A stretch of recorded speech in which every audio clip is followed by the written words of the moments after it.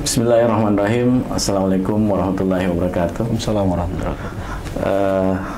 Ketemu lagi dengan kami di podcast Harian Ujung Pandang Express, upex.co.id. Channel yang bisa Anda tonton di YouTube, bisa Anda dengarkan di Spotify, dan bisa Anda baca beritanya, artikelnya di portal upex.co.id dan Harian Ujung Pandang Express. Saya Muhammad Akbar hari ini akan memandu salah seorang tokoh. Saya sebut tokoh karena sehari-hari ini luar biasa. Punya pengalaman yang cukup unik. Beberapa minggu yang lalu kami sempat berkunjung ke Kabupaten Nrekang dan ketemu dengan Pak Bupati. Dan beliau sehari-hari mendampingi Pak Bupati. Namun ada cerita yang unik, yang berbeda dari yang lainnya. Nah, kami undang hari ini untuk berbagi cerita itu. Semoga bisa menginspirasi semuanya. Iya. Assalamualaikum Pak Sulfikar. Iya, waalaikumsalam warahmatullahi wabarakatuh. Siap, Akbar. Iya, nama beliau Run Zulfikar Zainarlan SIP. Iya, nama lengkapnya. Beliau adalah sekretaris Lurah Pusere. Iya. Namun saat ini 6 bulan terakhir sebagai ADC, iya. AID Dekam atau ajudan Pak Bupati. Iya. Kedekatan beliau dengan Pak Bupati luar biasa. Saya sampai bingung. Beliau ini adiknya Pak Bupati, ajudannya atau karena begitu dekatnya. Nah, itu kita akan gali sebentar. Apa kabar nih Pak Sul? Alhamdulillah kabar baik Pak Akbar. Gimana? Start dari Nrekang jam berapa ini? Tadi jam 3 subuh Pak Akbar. Oh, 3 subuh. Siap. Wah, kencang. Demi ini apa namanya? Bersilaturahmi dan teman-teman. Alhamdulillah. Iya. Iya. Pak, bisa diceritakan bagaimana proses sehingga masuk ke sebagai ajudan kan sekretaris lurah tadinya. Oh, siap. Terima kasih. Assalamualaikum warahmatullahi wabarakatuh. Waalaikumsalam. Jadi mungkin saya harus sedikit cerita awal karir saya. Yeah. Bahwa di tahun 2005 sampai 2009 saya honor di Satuan Polisi Pamong Praja, Kabupaten Nrekang. Alhamdulillah di tahun 2009 ada rezeki untuk jadi ASN. Selama 2005 sampai 2017 saya masih di Satpol PP. 2017 sampai 2021 saya sebagai bendahara di BKKBN Kabupaten Nrekang. Dari bendahara saya dimutasi di sekretaris lurah tanggal 26 Januari 2021. 2021 bulan 8 saya ditarik menjadi ajudan Pak Bupati. Siap. Berarti yang lama ini di Satpol PP. Wah. Siap ya. Luar biasa. Ada pengalaman kemarin saya dengar cerita waktu sebagai Satpol PP sempat bahkan sampai ke Makassar melaksanakan tugasnya Pak ya. Gimana sih Pak yang mencari salah seorang warga yang katanya hilang ya? Oh iya, jadi kebetulan ada pernah kasus di bawah umur, maksudnya ada 2 orang wanita berserta pacarnya 1 orang. Itu mohon maaf melakukan hubungan yang tidak resmi dengan salah seorang, tanda petik. Setelah itu orang tuanya keberatan. Dari proses perjalanan tersebut anak ini kan mau lari. Waktu kami ambil di satu tempat, kita kembalikan ke rumah orang tuanya dan harapan bahwa ini bisa dibina dengan baik. Ada teman-teman dari termasuk wartawan UPEX Ibu Sri sendiri dengan Kepala Dinas Pemberdayaan Perempuan dan Anak. Pada saat itu malamnya kami bawa ke rumah, besok paginya hilang Pak. Hilang. Iya. Lari lagi. Iya. Jadi setelah itu kami dari teman wartawan Ibu Sri ini minta bantuan. Pak, boleh minta bantuan kita cari anak ini. Sudah di mana? Dan dia ada di Makassar. Dia lari ke Makassar. Jadi dikejar lagi. Kami kejar. Cara kejarnya adalah yang pertama saya lakukan harus cari pacarnya ini dulu. Awalnya memang dia tidak mau mengaku, terbuka, tapi setelah kami bujuk dengan harapan bahwa kita ke sana untuk mengambil dia baik-baik supaya dia bisa kembali ke orang tuanya. Pada saat kejar mengejar itu di Makassar, kalau tidak salah itu di Dengsirua. Dengsirua, sampai di Makassar. Iya. Kan kita pancing supaya bisa keluar. Akhirnya kita ambil anak ini dan kembalikan ke orang tuanya. Ya, Alhamdulillah mereka sudah kembali. Ya. Alhamdulillah. Ya. Dan itu jarang-jarang saya dengar misalkan bertugas Satpol PP bertugas di daerah ini, tapi harus melintas sampai ke Kota Makassar. Biasanya kan di sekitar daerah itu. Soalnya ini tugas kepolisian, tapi kan ini belum masuk dalam ranah hukum. Kan ini masih sistem kekeluargaan. Ya, siap. Dan betul-betul ini bukti kedekatan dengan masyarakat sebagainya. Iya. Baik. Nah, bisa dibagi nih pengalaman tak dengan Pak Bupati setelah menjadi, kan ini sudah berbeda, setelah jadi sekretaris lurah masuk mendampingi Pak Bupati, otomatis ada suasana yang berbeda. Kalau mau cerita, harus saya cerita dari awal tidur sampai tidur kembali. Oh, silakan. Kita punya Iya, iya. Jadi kalau Pak Bupati sendiri itu, kenapa dia harus begadang? Itu pertanyaan. Iya. Karena kalau dia cepat tidur, maka otomatis jam 3 subuh dia akan bangun, dan setelah bangun dia akan tidak tidur kembali. Rutinitas Pak Bupati jam 3 subuh, setengah 3 bangun. Jadi dia bangun sholat tahajud. Itu rata setengah 4. Ya, sholat tahajud. Terus ketika sudah azan itu, sebelum azan dia sudah bangun. Dan dia sudah ajak kita untuk pergi sholat. Jadi kalau tidak sholat itu pasti ayo sholat. Harus sholat. Harus sholat. Dan memang itu yang menjadi kami merasa bagian dari keluarga Bupati. Jadi saya selalu bicara sama Bupati, saya ini tidak merasa lagi sebagai ajudan, tapi saya merasa bagian dari keluarga. Saya menjaga orang tua saya, seperti itu. Setelah bangun, ya kita sudah sholat, kita diskusi. Itu hebatnya Pak Bupati. Diskusi apa saja itu? Diskusi misalnya apa yang harus dilakukan hari ini untuk membantu masyarakat sekitar, tentang pekerjaan. Harusnya kan kalau seorang bupati tidak perlu diskusi sama ajudan, sama kita. Tentu dia tinggal. Tapi karena hebatnya beliau, dia bisa diskusi sama kita. Termasuk teman-teman yang lain, betul. Aktivitas Pak Bupati berakhir jam berapa biasa Pak? Ini juga menarik. Di awal itu kan saya mau menggunakan protokoler. Misalnya ketemu dengan bupati, orang harus menggunakan sepatu dan celana panjang, tidak boleh robek. Terus batas waktu bertamunya mungkin di bawah jam 12. Tapi Pak Bupati tidak mau. Dia bilang begini, dia warga saya, dia masyarakat kita, maka layanilah dia. Malah biasa pernah terima tamu sampai setengah 2. Setengah 2 malam? Iya, setengah 2. Kemarin ada mahasiswa mau silaturahmi audiens dengan Pak Bupati jam 11, karena kebetulan Bapak ada istirahat sejenak, dia masih tunggu. Ada kebetulan teman yang dari luar ngomong begini, bagaimana kalau mahasiswanya diajak istirahat dulu, maksudnya kembali baru terus besok diagendakan. Saya bilang, tidak boleh. Kalau Pak Bupati tahu, pasti saya yang kena marah. Dia bilang, ini Pak sudah tengah malam. Sudah tidak apa-apa, tunggu Pak Bupati pasti keluar. Dan dia layani. Ucapan pertanyaan Pak Bupati seperti ini, Fikar, bagaimana sudah makan tamu tak? Nah itu, dan wajib itu Pak, wajib. Karena kami punya pengalaman dulu, ada tamu dari, mau saya cerita Pak? Iya, silakan. Ada tamu dari Makassar, dia datang sore. Kebetulan setelah komunikasi sama Bapak kan masuk sholat, pergi sholat. Tamunya ini sudah mau pulang, saya tahan, Pak jangan dulu pulang Pak. Sudah disiapkan makan. Ternyata tak pulang. Pas Bapak keluar, dia tanya, mana tamunya? Dan siap, sudah pulang Pak. Kenapa tidak dikasih makan? Saya sudah tahan Pak. Pokoknya harus makan hari ini tamunya. Ambil telepon tak? Dia tidak pernah bilang telepon saya. Ambil telepon tak? Jadi telepon tamunya, ditelepon di mana? Kalau saya tidak salah dengar hari itu sudah perbatasan Sidrap, suruh kembali.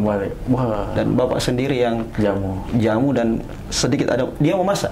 Bapak sendiri yang masak, luar biasa. Siap, Jadi otomatis setiap hari aktivitas teh juga mengikut dari 4 sampai siap.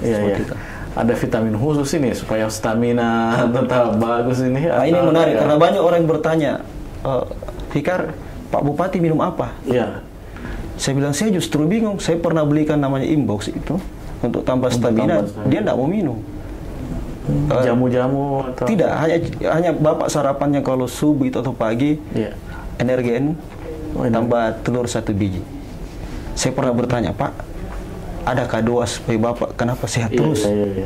Kita saja namun ini kadang keteteran kan seperti itu. Ada jawabannya satu. Pertama, selalu berpikir positif kepada orang. Bantulah orang sebaik-baiknya. Jangan pernah pamrih atas apa yang kau bantu kepada orang itu. Yang kedua, kalau ada tamu, sekalipun hanya sayur jadi lauk, maka berikan dia makanan. Karena kita tidak tahu di setiap butiran nasi itu bagian pahala. Siapa tahu dia berdoa dengan kita. Itu pesannya Bapak. Ya. Ada nggak cerita-cerita suka duka selama 6 bulan ini? Kalau suka semua kayaknya banyak sukanya. Kalau mau jujur, saya belum pernah mendapatkan duka bersama Pak Bupati. Terus terang ya. Saya pernah ditanya sama teman, pernahkah Pak Bupati marah sama Anda? Saya bilang begini, sebelum saya jawab, saya mau bukan buat cerita, saya mau cerita. Dari cerita itu akan ada jawaban. Pernah satu waktu Pak Bupati kan ada sekitar kalau tidak salah 2 hektar tanaman jagungnya. Kami mau ke Jakarta, paginya kita cek, ternyata sapi sudah ada masuk makan. Iya, sebagai naluri ajudan ini kan tentu mau bersikap turun di kendaraan kan. Tapi Pak Bupati bilang, tidak usah, cukup kau foto saja itu sapi, jangan sampai dia lari, takut kalau terganggu. Wah, saya bilang, Pak, ini sudah ada makan jagung nggak, Pak? Besok setelah saya kembali ke Jakarta, alhamdulillah sudah rata dan tanah. Habis. Saya masih ingat kalau tidak salah 46 ekor sapi yang masuk. Uniknya Pak Bupati bukan dia suruh saya usir. Apa dia bilang? Fikar, kau coba video, tapi hati-hati bawa mobil, jangan sampai takut kasihan sapi tak. Begitu. Saya masuk dalam kebun itu, dia hanya bilang, alhamdulillah karena ternyata jagung tak disuka sama sapi kira-kira. Jadi kami berdiskusi nih Pak. Saya ini justru saya yang marah, saya yang kurang ajar yang punya sapi. Bilang kira-kira apa yang bagus kita tanam? Saya bilang mungkin bagus jahe Pak. Tidak makan itu. Kalau bilang kalau jahe kan tidak makan Pak. Yang keluar dari ucapan Pak Bupati seperti ini. Kalau kita tanam jahe, kasihan juga sapi nanti kecewa kalau datang. Kenapa bukan yang kemarin saya datangi? Ini masih sempat bercanda Pak Bupati. Masih ya. Dan akhirnya memang kita tanami jahe. Seperti itu. Pak Zulfikar, sebelum di Nrekang, sebelumnya aktivitas di mana? Asli memang dari Nrekang atau dari? Kalau memang saya besar di Nrekang. Kebetulan bapak saya seorang purnawan Polri. Dia asalnya dari Bantaeng. Ibu orang Makassar. Jadi tugas pertama bapak tahun 77 itu memang di Kabupaten Nrekang. Siap.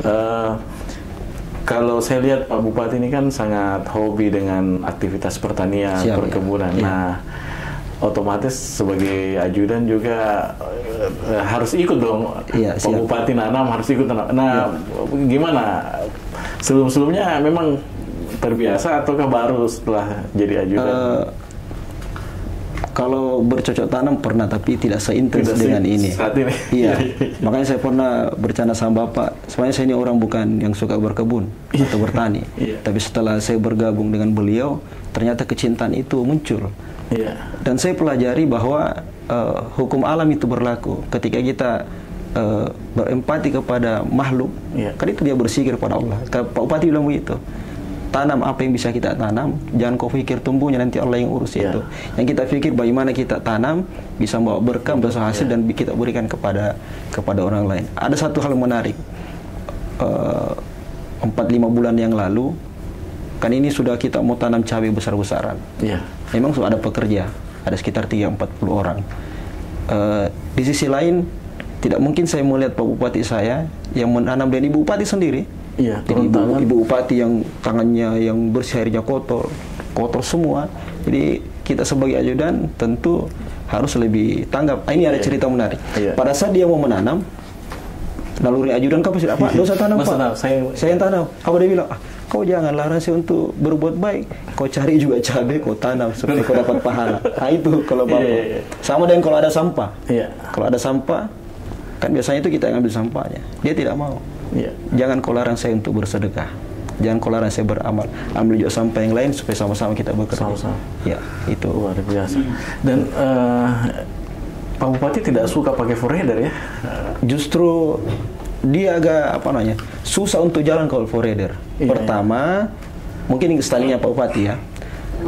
Pertama, selain mungkin bising bagi pengendara yang lain, bukan bagi dia ya.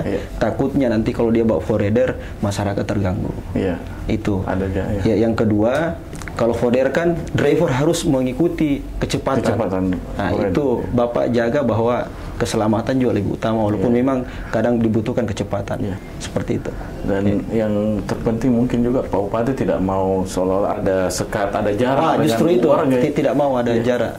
Selama berkunjung ke saya, semua yang datang ke kebun, bagaimanapun kondisinya langsung diterima Pak Bupati. Siap, ya. Pernah juga ada warga yang, mohon maaf, baju dari kebun celana robek-robek, pakai sendal, datang sama Bupati duduk.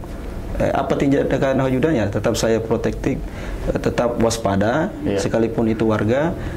Dan Bapak bersalaman, malah warga itu bilang, Pak, langsung ngomong, Pak, saya mau minta pupuk ini. Saya ditanya, Fikar, ada pupuk? Siap, ada Pak. Coba aku kasih Bapak ini. Dia sekalipun tidak pernah Bapak Bupati mengatakan tidak ada. Karena memang dia bilang begini, lebih baik kita tidak ada untuk memberi kepada orang lain. Karena mungkin orang itu lebih butuh dari kita. Dan apa saja, pokoknya kalau sudah ada tamu pusing itu, apa mau dikasih, kasihan warganya ini. Sampai ada kemarin masyarakat mengatakan begini, biasanya kalau Bupati itu kita yang bawakan pisang, kita bawakan pepaya. Ini terbalik sekarang.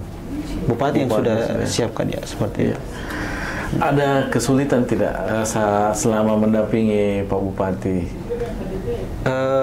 Sekali lagi kalau mau boleh jujur, atau memang jiwa saya yang suka yang jalan seperti saya tidak pernah dapat kesulitan. Iya, insya Allah tidak pernah dapat kesulitan. Karena saya sudah sehati dengan Pak Bupati. Makanya saya bilang, saya ini merasa bagian daripada keluarga. Dan saya tidak pernah merasa saya ajudan. Saya tetap Zulfikar seperti yang dulu. Walaupun memang melekat kata ajudan itu. Saya memang waktu awal ketemu, beliau ini ajudan atau saudaranya Pak Bupati, begitu dekat, begitu akrab. Nanti sampaikan sama itu ajudannya Pak. Oh, memang karakternya Pak Bupati yang dia humoris santun. Karena dia seorang pendidik kan. Dan humoris juga orang. Kalau humoris sudah Bapak rasakan Pak Akbar waktu di sana sampai kita bercanda kan. Ada nggak momen-momen ketika Pak Bupati marah atau kan namanya manusia itu ada 4 unsur, api, tanah, air, dan tanah. Kalau hilang salah satunya bukan manusia kan. Ya, tentu saya pernah bertanya begini, waktu saya pernah bawa Bapak, Pak, mungkin pernah marah sama saya Pak, tapi saya tidak tahu celahnya di mana, kapan Bapak marah. Jadi 2 hari yang lalu waktu kami pantau kontrolin teman-teman pekerja, cara marahnya seperti ini Pak. Kebetulan ada mobil dump truck itu, dia masuk lubang. Harusnya kan memang ada jalan lain, alternatif lain, tapi dia lewati itu. Cara marahnya Bapak seperti ini. Kenapa mobil tak sayang? Itu marahnya. Pak, masuk ini tidak bisa jalan. Bilang kan ada di jalan lain, harusnya ada skop kita bawa. Tidak Pak, harusnya kita bawa skop, tak sayang karena tiap hari kita lewat. Itulah caranya marah Bapak. Jadi tidak pernah kelihatan marah. Bagi saya pribadi tidak pernah. Tidak pernah. Makanya saya nyaman menjadi ADC-nya Pak Bupati. Di awal saya jadi ADC ada yang hal yang menarik. Karena saya ini masih ada jiwa Satpol PP-nya, jadi ketika dipanggil siap lari kan begitu. Fikar siap, langsung lari. Dia bilang, jangan kau lari-lari karena kalau kau lari bikin takut-takut nanti orang. Maksudnya dia tidak mau ada sekat antara masyarakatnya. Dan cukup kau jalan cepat saja. Cukup jalan cepat, tidak usah yang lari karena nanti kau lari orang berpikir bupatinya arogan. Nah kita ini bupati, termasuk kamu ajudan, kita adalah miliknya masyarakat. Sebagai milik masyarakat kita harus berbaur, tidak boleh ada sekat. Itu pesan Pak. Biasanya kan kalau sudah jadi pejabat, orang yang berada di sekelilingnya itu banyak. Nah, ada nggak upaya filter orang-orang? Jangan inilah, ini. Sejauh ini saya sudah 1 tahun 1 bulan bersama Pak Bupati, tidak pernah dia mengklasifikasi siapa yang mau diteman. Tidak ada. Semua tamu, keluarga, pokoknya semua diterima. Hanya memang sebagai ADC tentu lebih waspada. Apalagi kalau kami ke Jakarta, ke Makassar, atau ada acara-acara yang memang banyak orang, saya itu memang selalu waspada. Sekalipun Bapak orangnya low profile, tapi saya tidak mau. Saya tetap waspada. Harus ada. Iya, tetap. Ngomong-ngomong, Pak Bupati di mana sekarang ini? Ya siap. Kebetulan Pak Bupati lagi ada tamu dengan Danrem, karena kebetulan ada penutupan tentara menunggal masuk desa di Kecamatan Baroko. Kehadiran saya juga ini atas bantuan dari teman-teman dari UPEX.